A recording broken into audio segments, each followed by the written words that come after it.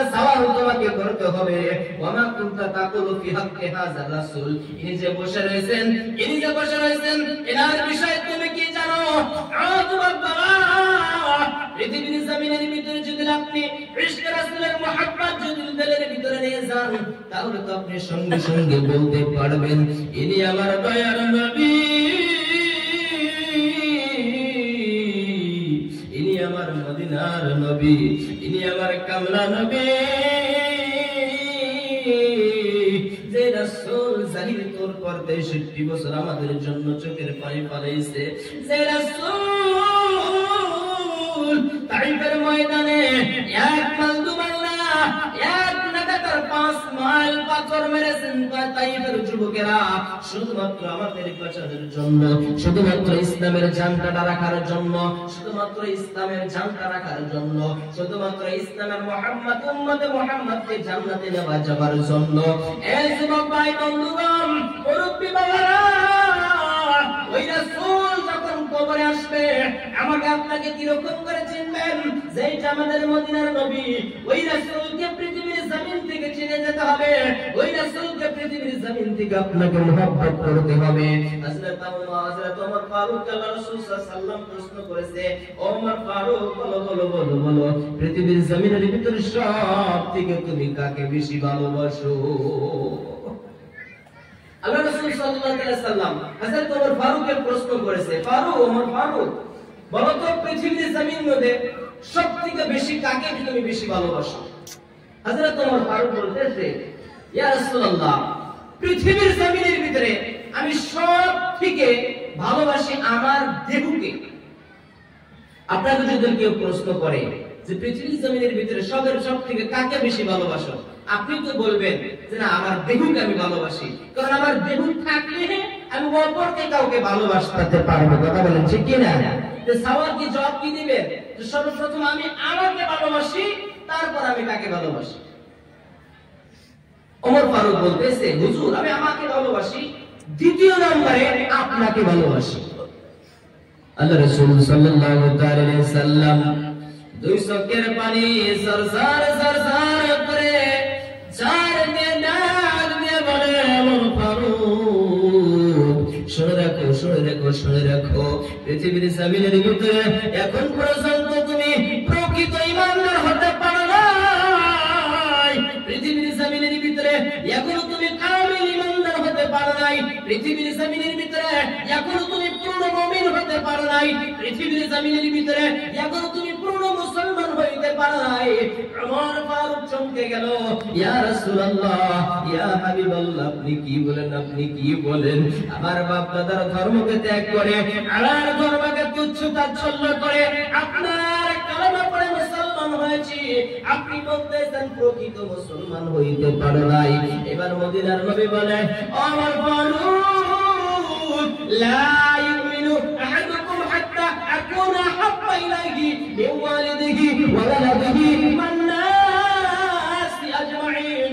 ওমর ফারুক, তোমার বাপ মা থেকে, তোমার বংশ পরিবার থেকে এবং তোমার জানের থেকে, তোমার মালের থেকে, পৃথিবীর জমিনের ভিতরে সমস্ত বস্তু থেকে যত টাইম পর্যন্ত আমি নবী আমাকে ভালো না ভালোবাসবা, তত টাইম পর্যন্ত তুমি প্রকৃত মুসলমান হইতে পারো না। জোরে বলি আল্লাহু আকবার। পৃথিবীর জমিনের ভিতরে আল্লাহ রাব্বুল আলামিন ডাক দিয়ে বলে, ও দোস্ত হাবিবুল্লাহ, আমি আল্লাহ ঘোষণা করে দিয়েছি পৃথিবীর জমিনের ভিতরে যে আমার পাগল বান্দারা আমাকে যদি খুশি করতে চায়, সরাসরি তোমার কাছে আসতে হবে না, আমার দোস্ত হাবিবুল্লাহকে খুশি করো। আমার দোস্ত হাবিবুল্লাহ যদি খুশি হয়ে যায়, আমি আল্লাহ এমনি রাজি আছি। জোরে বলি সুবহানাল্লাহ। এ বাবা, ওই রাসূলকে আপনি কেন ভালোবাসবেন না? ওই রাসূলের জন্য কেন আপনার চোখে পানি আসবে না? ওই রাসূলের রিসালাত নিয়ে কেন আপনার চোখে পানি আসবে না? মদিনার নবীরা কতই কষ্ট করেছে, মদিনার নবী আমাদের জন্য কত চোখের পানি ফেলাইছে, মদিনার নবী কত চোখের পানি আমাদের জন্য ফেলাইছে। এক উহুদের জঙ্গে রাসূলের দামান মুবারক শহীদ হয়েছে, লোহার হামলাত ফুটা হয়ে রাসূল সাল্লাল্লাহু আলাইহি ওয়াসাল্লামের দুটো দাঁত ভেঙে গেছে। হযরত ওমর ফারুক বলে, ইয়া রাসূলুল্লাহ, আপনি তো রক্তের রক্তাক্ত হলেন, এই পৃথিবীর জমিনের ভিতরে জঙ্গে উহুদের ভিতরে তো আপনি আপনার মুখ দিয়ে তো রক্ত বাহির হইতেছে। ওমর ফারুক বলে, আপনার শরীর রক্ত, আবু বকর সিদ্দিক বলে আপনার শরীরে রক্ত, আমির হামজা বলে আপনার মুখটাকে বেঁধে নেন, হযরত সাঈদ বলে আপনার মুখটাকে বেঁধে নেন, আপনার মুখ দিয়ে রক্ত বাহির হইতেছে। আল্লাহ রাসূল বলে, সাহাবারা রে, চলে যাও, তোমরা চলে যাও, যুদ্ধ করো, যুদ্ধ করো। হযরত ওমর ফারুক চলে যায় না। হযরত ওমর ফারুক তলোয়ার ধরে তলোয়ার ছেড়ে দেয়, আবার তলোয়ার ধরে তলোয়ার ছেড়ে দেয়, আবার তলোয়ার ধরে তলোয়ার ছেড়ে দেয়। আল্লাহ রাসূল ডাকতে বলে,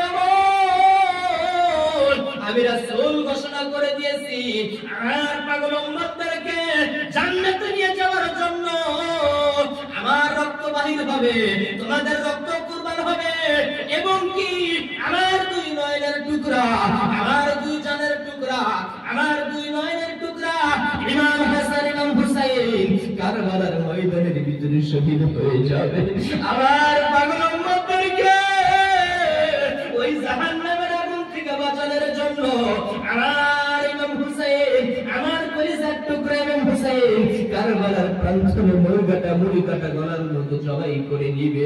পৃথিবীর জমিনের ভিতরে যদি কেউ গলা কাটা মুরগির মতো মারে, ঠিক ইয়াজিদেরা, ইয়াজিদের পেতাত্তর দলেরা আমার কলিজার টুকরাকে সিনার ভিতরে পাড়া দিয়ে জবাই করে ফেলবে।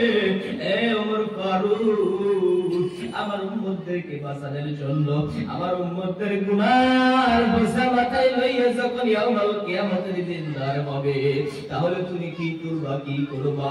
আমার মহব্বত আত্মশক্তিকে বেশি, যাও আমার পাগল উম্মতদেরকে বাঁচানোর জন্য আজকের জঙ্গলের ভিতরে তুমি তলোয়ার নিয়ে যাও। ওমর ফারুক বলে, ইয়া রাসূলুল্লাহ, আমি তলোয়ার দিয়ে কি করব? আমি লড়াই দিয়ে কি করব? আমি বিজয় হয়ে দিয়ে কি করব?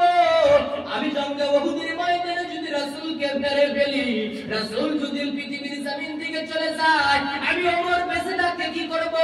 ইয়া রাসূলুল্লাহ, আপনি যদি পৃথিবীর জমিন থেকে চলে যান, ওয়াল্লাহি ওয়াল্লাহি তাল্লাহি ওয়াল্লাহি বাইতুল কাবা, ওই আল্লাহর কাবার কসম খেয়ে বললাম, ইয়া রাসূলুল্লাহ, আপনি যদি চলে যান, আমি ওমর এই তলোয়ারের মহাত থেকে, এই তলোয়ারের কোবের থেকে পৃথিবীর জমিনের ভিতরে কোন কাফের বেঁচে থাকবো না।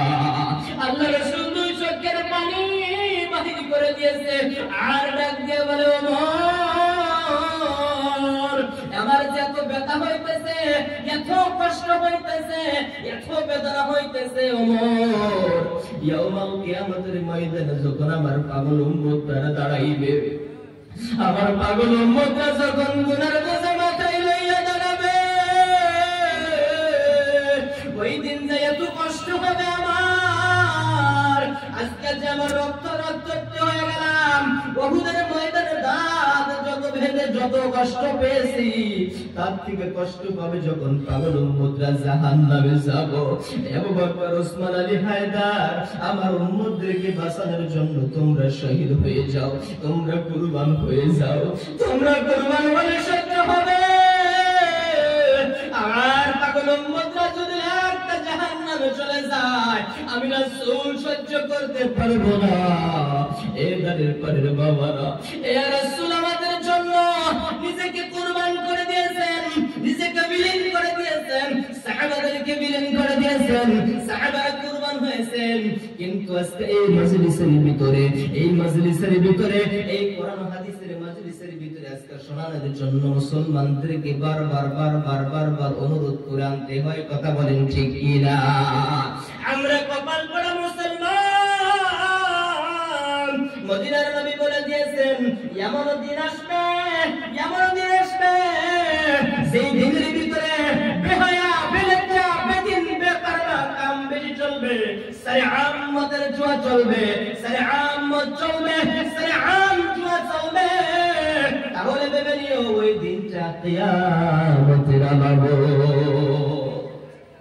আপনি ভেবে দেখেন,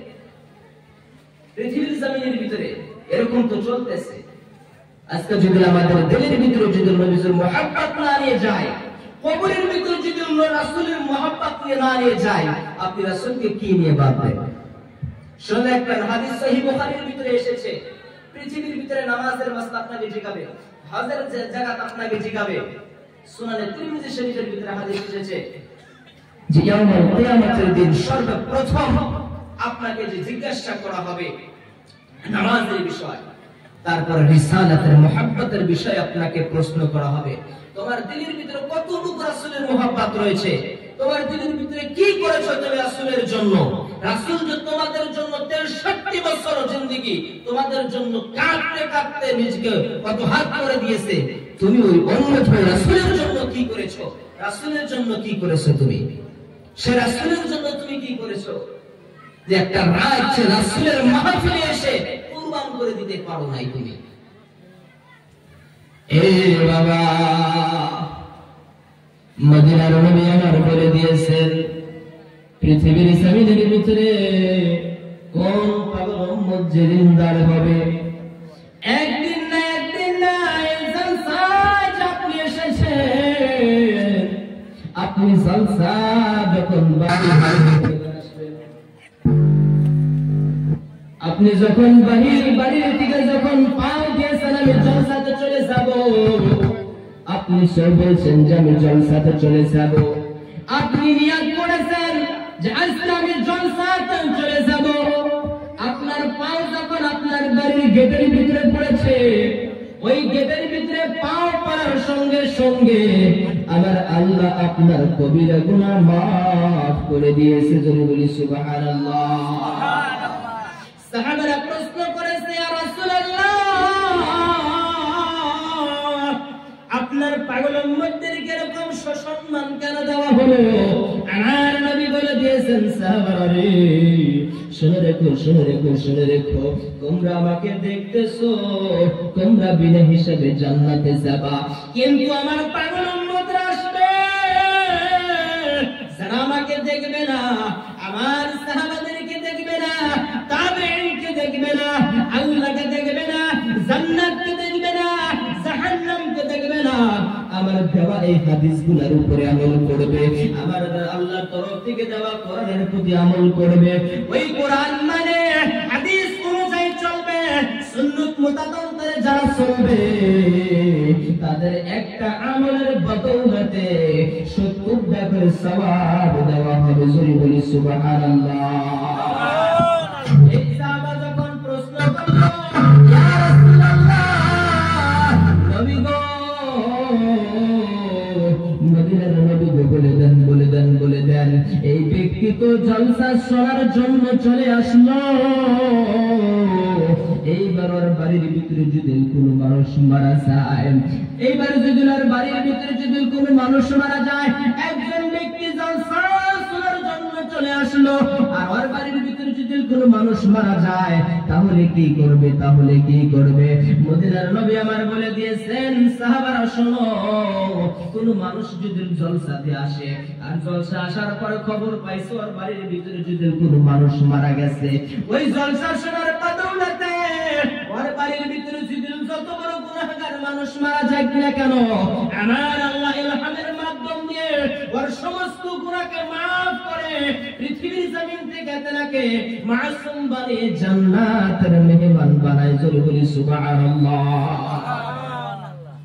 এই বাবা, আজকে পৃথিবীর জমিনে দেখা যায় এখানে কোনো বস্তু টাকা পয়সা লাগে না আপনাকে এখানে আসতে, যে গেটের ভিতরে আপনাকে পয়েন্ট পুলিশ ধরবে, টাকা টিকিট কাটতে হবে, তবু এই জলসার ভিতরে মানুষ নাই, কিন্তু পৃথিবীর জমিনের ভিতরে টাকা দিয়ে পয়সা দিয়ে টিকিট কেটে আজকে বেদরনি বেহায়া বেলজ্জা বস্তু দেখার জন্য মুসলমান চলে যায়।